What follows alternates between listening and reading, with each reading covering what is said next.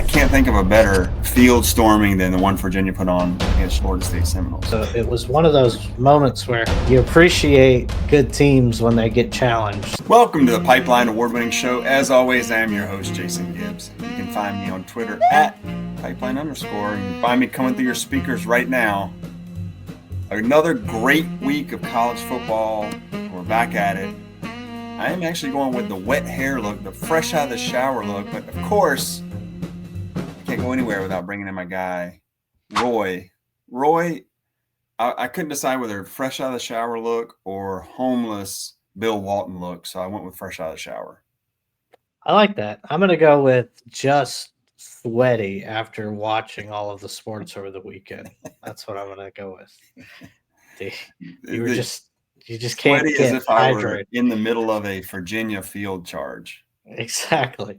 As if I was Squirrel White down the field, right, praying for my life. But well, we're not going to harp on the week, but let's go over a few moments. I think that was one of the most iconic scenes of the week, and it did, of course, bring in people clutching their pearls about field charging.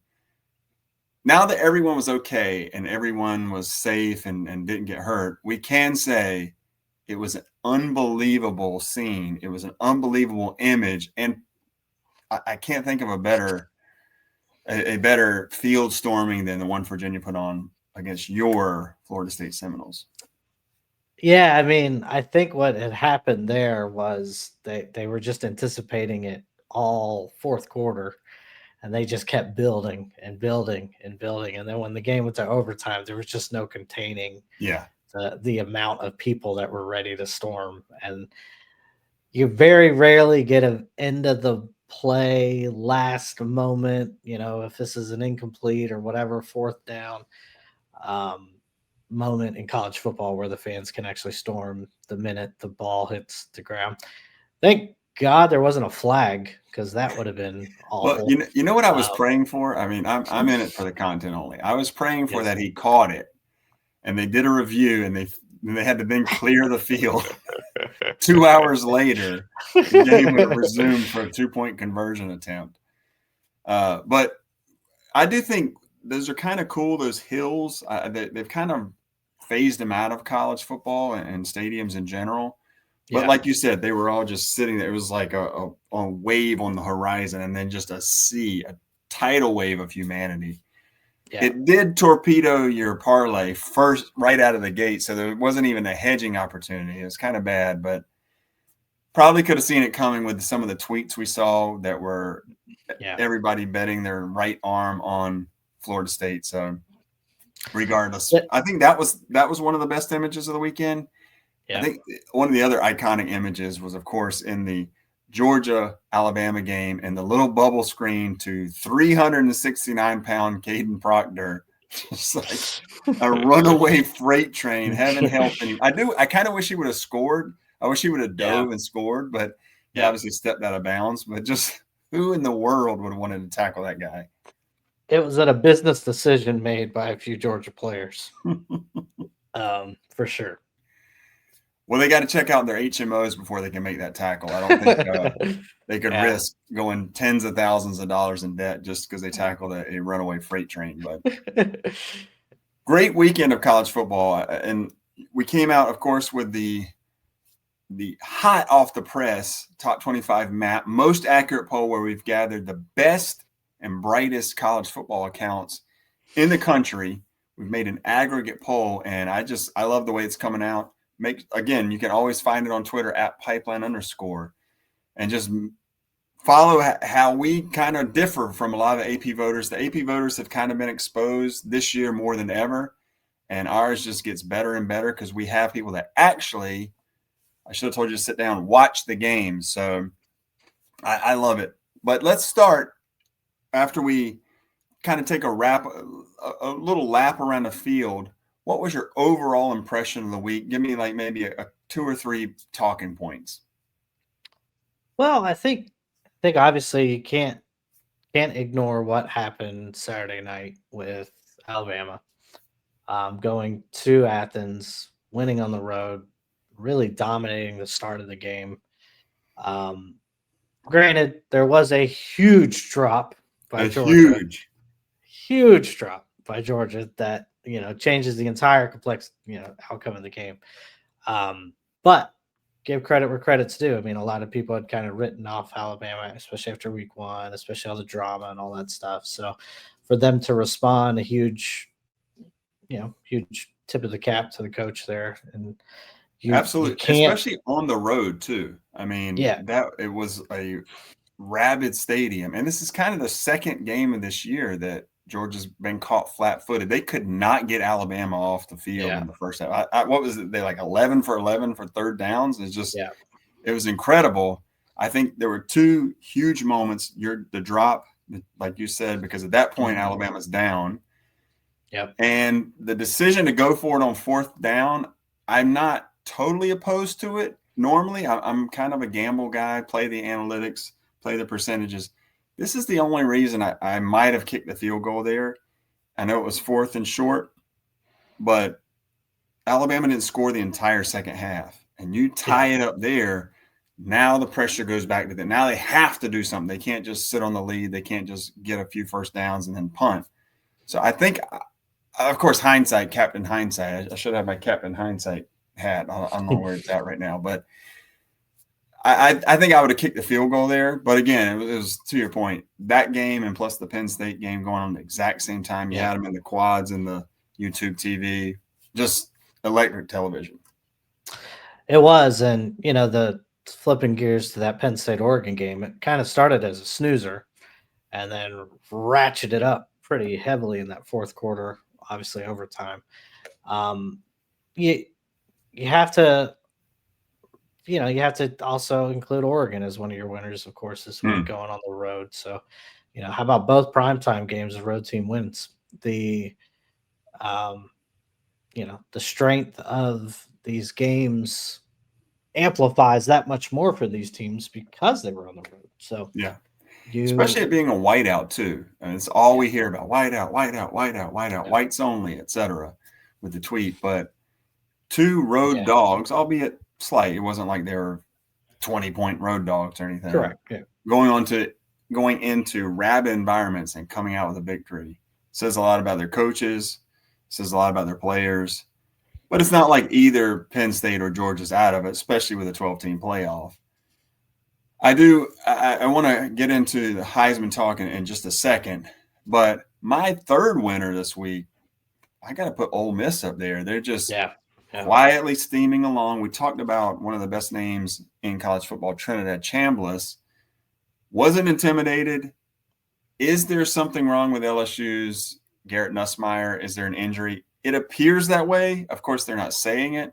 But if you look at some of the arm action, some of the passes from last year compared to this year, especially that touchdown that he couldn't get the ball to the end zone. And if he did, it was probably a touchdown for the Tigers. I mean, I don't know if you give your backup a go or what, but regardless, Ole Miss took care of business and got the W.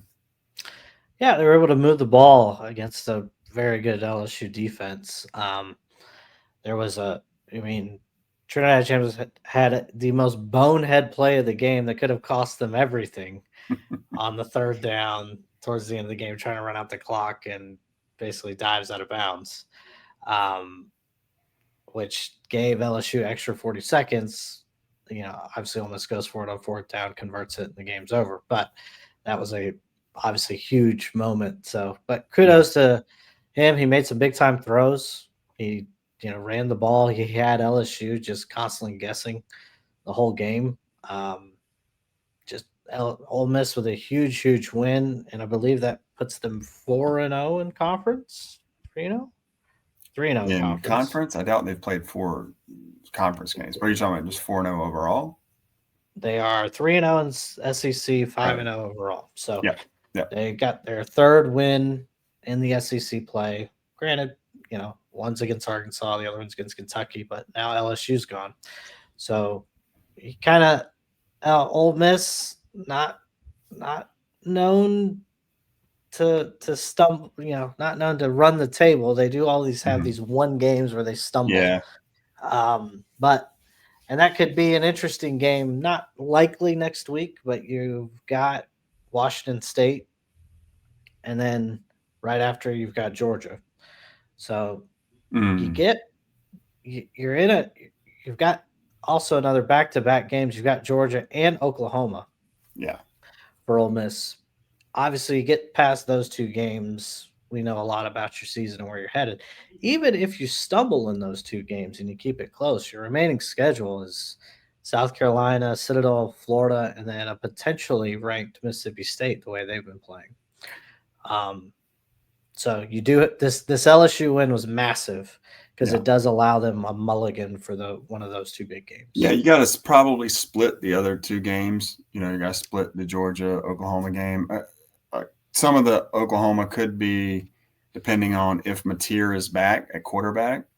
Yeah, I do want to say for Ole Miss, kind of guy flying under the radar is Lacey at running back. right. He's got it, man. He is definitely a Yeah, stud.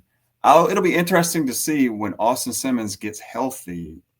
Does Lane Kiffin stick with the hot hand? Stick with Trinidad Chambliss? We'll see. But speaking of Trinidad Chambliss, let's flip over to the Heisman odds because I saw him rocket up the Heisman odds this week, and I thought, okay, yeah, he had a good game or whatever. That's a little bit premature. Now, at the beginning of the year, I went with Georgia to win it all. This is preseason, and my kind of value Heisman bet was Gunnar Stockton. Probably would help if he had receivers that had hands, but he does not clearly. So right now, if you're looking at the Heisman odds, and we're going to go, let's check them out. Dante Moore, number one at plus 600, and these are at FanDuel. No sponsorship, of course, but Ty Simpson at plus 950, Carson Beck at 1,000, Jeremiah Smith at 1,000. Here he is, Trinidad Chambliss, the guy I just mentioned, plus 1,200. That's way too high for me. I got to see way more before I can give him that. And John Mateer mentioned was up there, but he's obviously been out and he's going to be out for a few games, so it's just drastically dropping his odds. Right now, if you had a gun to my head and say who's your Heisman winner, I'm going to say Ty Simpson. He looks the part. yeah, I love his leadership. Even in the loss to Florida State, it wasn't his fault. He was playing out of his mind, right. and he just came in and absolutely was unstoppable. At least in the first half against Georgia. Yeah. Georgia made the halftime adjustments, so to speak. But if I'm not going to put a gun to your head, I might want to sometimes, but I'm not going to because I love you too much.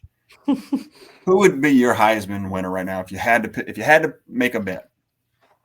Well, I'm gonna flip it on you, and I'm gonna go with a Heisman dark horse that I'm All right. watching. Value bet. Here we go. Hedge Value master. So here we go. It's a very difficult road ahead. However, if this particular individual can accomplish a run here, it would be Diego Pava from Vanderbilt because you have an opportunity with the game setting up at Bama this weekend, then LSU, then Missouri, then Texas.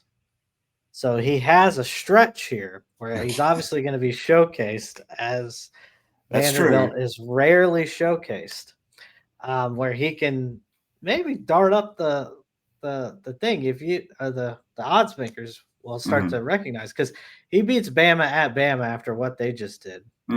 He then the odds become a lot shorter. Sure. Beat LSU, so that's back to back. Now you got to believe they're probably favored against Missouri, and then they have Texas. So these next two games for Diego Pava create an opportunity for a value bet if you so want to throw a lotto pick. It's a very wide open field this year. I think it's, I think everybody says this every year, but it feels very, very open now. Yeah. The injuries and stuff with some of the, Mateer and things like that are playing into it. So Carson Beck could make a statement here this weekend. Your guy. Look, I'm begrudgingly State. driving the Carson Beck bandwagon, so I can't totally jump off my guy. But if I'm going to make a value pick right now, I'm going to go with the aforementioned Missouri Tigers. I would go with either QB Bo Perbula or running back Ahmad Hardy, both Yeah. at plus 3,000. I like them both. I think they have such a 1-2 punch.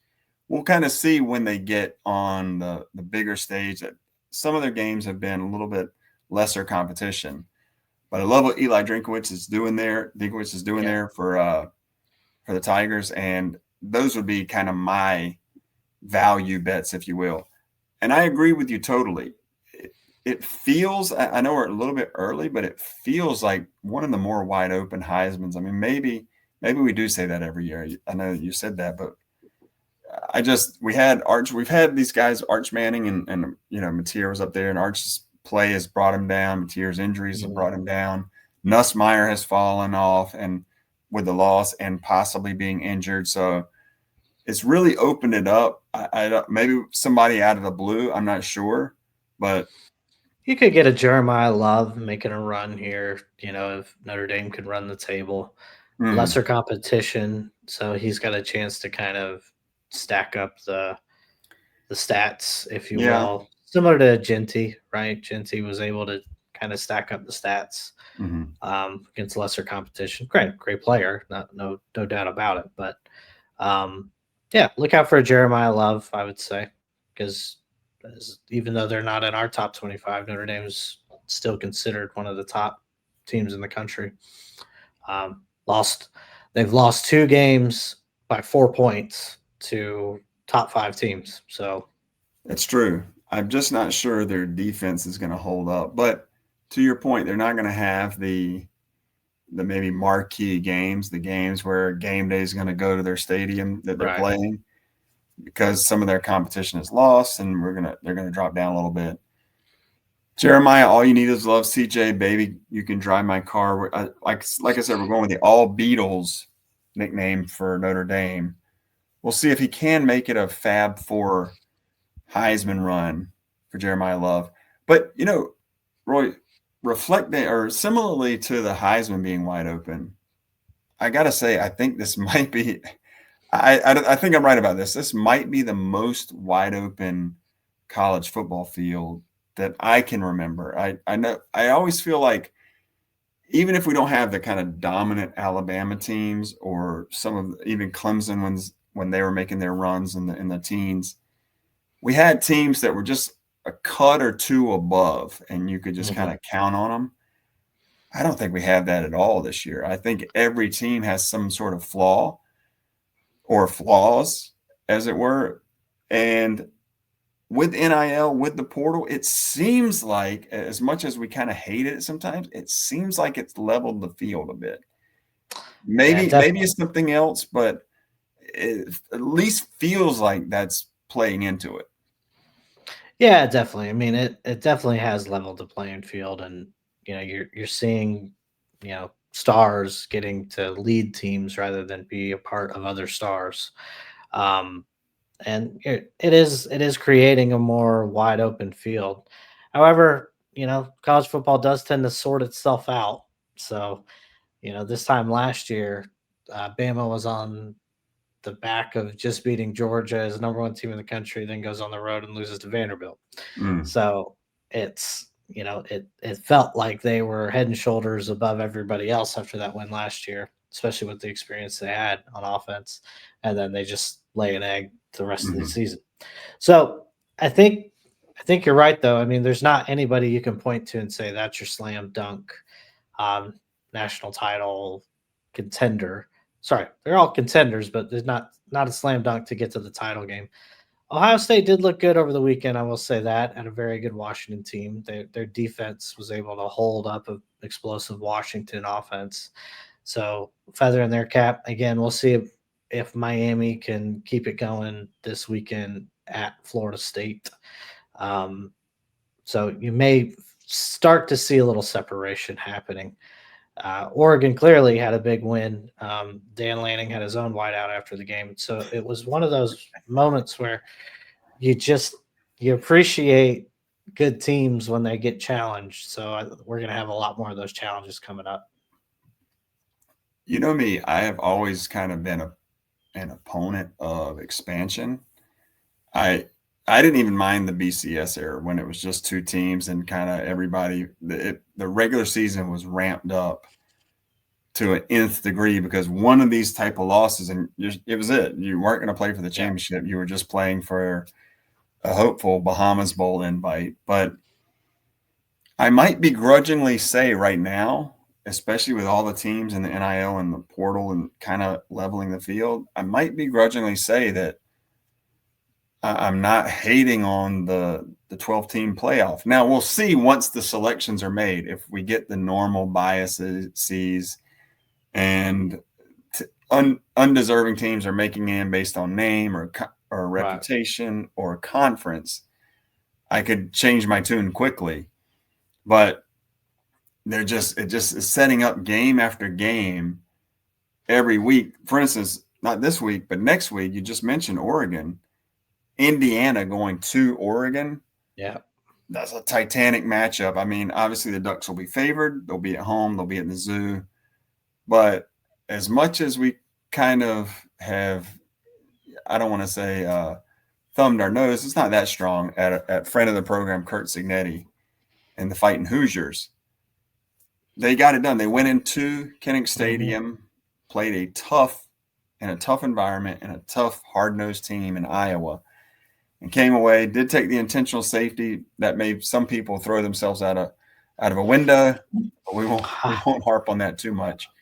But yeah, I mean, that's of course next week. This week, as you mentioned, we got Vandy and Alabama. Even games like that are, I don't want to say off the radar, but Iowa State going to Cincinnati. Cincinnati, a 1.5-point favorite, unranked. Iowa State ranked in the top 20. So games like that can be undoing. I don't know. Really, if I had to place a bet, if I had to say, all right, I got to bet some of my hard-earned U.S. currency on who is going to win it all, I feel like it would just be throwing a dart at a dartboard right now. Maybe I just stick with my preseason pick of Georgia and hope they don't run into Alabama, because as we mentioned on last award-winning show, if Kirby lost to Alabama, it starts to not become a Nick Saban thing. It becomes an Alabama thing, and the monkey on his back grows. The kind of seeing ghost thing grows. That's exactly what happened. Felt like they overthought themselves in a couple, and they obviously had the big drop that you mentioned earlier. I guess that's what I'd stick with, but I would have almost no confidence in it, and I'd probably just set my money on fire and save it. Well, you get for Georgia to do anything, it's really on that defense, which is shocking to say because that is the anchor of the team. But now you've got two instances now where they've come out flat on the defensive side of the ball. So they've got to do what they do in the second half the whole game. They can't sleepwalk to start. So if their defense turns it on again, Georgia's schedule, SEC allows them to vault right back into this thing, to be one of the top, really end the season as a top 4 team and play for an SEC championship. However, on the flip side, if they come in half stepping, they're going to get taken out pretty quick. So a team like Ole Miss, who can jump on you fast, is not showing up to be a very good matchup for Georgia. So is the Georgia Ole Miss game at home? I mean, is it at not home? Is it at Sanford Stadium or is it in Oxford? Yeah, it's in Sanford Stadium. So they should be favored by that one. I know they have Texas on down the road. I think right before Thanksgiving. That's in Athens as well. So to your point, they are getting some of these big games at home. They should be able to take care of them, but can't just keep coming out and sleepwalking through one half. That's not going to get it. Not in the SEC, not really in upper elite college football. You can do it against – you might could do it this weekend against Kentucky. Right. But other teams, you won't have that luxury. Yeah, definitely. So let's run through the games for this week. What are you looking for? This week, I mean, we got a late Friday night game. How about West Virginia, BYU, the Fighting Mormons? They didn't let you down at Colorado. They didn't cover, but your parlay was already torpedoed. It would have been the perfect hedge. The hedge master would have been firing on all cylinders. But I think my most anticipated is game this weekend, and we'll talk about it later in the week when we get to the preview pod. I'm going to go Miami, Florida State. I mean, maybe that's an obvious choice. Two rivals, because, Vandy and Alabama, sure. But it's almost, you're pushing a 14-point spread. What is it? Oh, it's down to 10.5 now. It opened at 12.5. But either way, double-digit spread. Miami, Florida State, so many great rivalry games. We think about the wide rights and wide lefts, and we think about some of the big hits. Who was it what's the one of the best hits of all time? It was Florida State and Miami. Stanford Samuels hitting Roscoe Parrish. Yes. Oh man, he would have gotten arrested these days if he hit someone like that. And it was in the rain and the water just flying everywhere. But yeah, fun fact: I was at that game. Nice. It was fun. It was an awful game, but that Miami team was so loaded. But there was the one highlight that Florida State had. Led by Chris Ricks, quarterback, Florida State. So it kind of reminds me of the old. Remember when Odell Beckham was with the Giants and he made that 3-finger catch, the unbelievable catch? That's the only thing people remember. They don't actually remember that the Giants lost that game. They just remember that. So it's kind of similar for the hit on Roscoe for Miami. But so I know you're looking forward to that. But if I take that game off, what game are you kind of looking forward to? Well, from a betting standpoint, because that's all that matters, right? That's true. I'm extremely interested in this Louisville, Virginia line. Louisville, 7.5 favorite at home versus Virginia. Undefeated Louisville, who we have ranked in our We poll. Correctly have ranked. The AP incorrectly does not have them ranked. Yes. So, getting 7.5, total 62.5. I think that's going to be a fun one to watch. A sneaky fun one. Obviously, nobody's going to be watching it because they're all going to be on Vanderbilt, Alabama. Mm-hmm. And, honestly, the biggest loser I'm seeing so far this college football season has got to be CBS, because how do you just keep missing quality matchups after quality matchups? They get the primetime spot with Penn State at UCLA this time. So 3:30 kickoff. Get your popcorn ready. All 300 people at the game, including family, get your popcorn ready, because that's going to be a barn burner. I just don't know if they can match up any. I mean, Fox is sniping the 12 o'clock good Big Ten game, and then ESPN is taking the primetime stuff, ABC. Yeah. They just can't find a quality matchup to showcase. Maybe one of the worst decisions, not just in sports TV history, maybe in TV history, was them letting the SEC go and putting in the Big Ten, and especially because they just had that built-in audience, and it just seems, at least, the SEC has some sort of intriguing matchup every week. And like you said, they keep kind of getting swinging and missing on the Big Ten matchups. Next week, they do get the Indiana-Oregon game, so they do have that. However, ABC, in the wildest decision ever, has decided to move the Red River rivalry to 3:30. Red River shootout, but yes, we'll hear none of the rivalry talk. I'm sure you just read it on the screen, but Red River shootout, continue.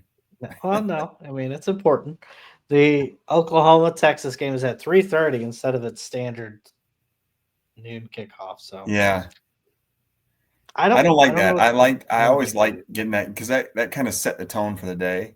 Yeah. But I know with the big noon kickoff with Fox, they've had it before, so I'm kind of surprised they didn't get it. But I'm not sure. I'm not super well versed in some of the TV contracts and who gets what. I will say this. I mentioned it last week. It kind of rears its head again this week with the Vandy Alabama game, and what was the other? Oh, no, it was it's next week. You're right, it's next week, where they have the Indiana Oregon game, and then at the same time there's the shoot, I'm missing it. Oh, same time, yeah. Yeah, Oklahoma. you just mentioned it. Red River Shootout. Yeah, same time. Yeah. So I wish college football would have some sort of NFL-ness to them. Don't get me wrong. I'm not saying the game wise. I'm just saying as far as managing the product. I feel like half the time they cannot get out of their own way. They shoot themselves in the foot. They're airing huge Titanic games at the same time. And when you could just spread it out, I know there's tons of games to choose from, but it just needs to be managed better. Maybe if our guy Josh Pate actually ever really does become the commissioner, he can iron some of those out and we can get rid. I think we should get rid of TV contracts aligning with a conference, but we can talk about that in the on season. We don't need to talk about it in the season because I have quite a few things that I would change about college football. I love it, but there's always room for improvement. But I think that's going to do it. You're able to get, real quick, you're able to get CW to have the greatest matchup in their history due to these contracts. So I know Gilmore Girls straight into the greatest matchup in their history. So I am a little disappointed that the aforementioned Virginia Louisville game is not on the CW. I feel like we're robbed. Tom Brennan was ready to make another off-color remark, but he's going to be robbed. Can't do it on the Virginia Louisville telecast this week. I did wonder that. I do believe flights were a bit expensive to get up there, so I think just more of a business decision. Okay, so. more Gilmore Girls reruns, but yeah. I think that's going to do it this week. Remember, follow us on Twitter @Pypeline_. We'll see you guys next time on the Pipeline Award-winning show.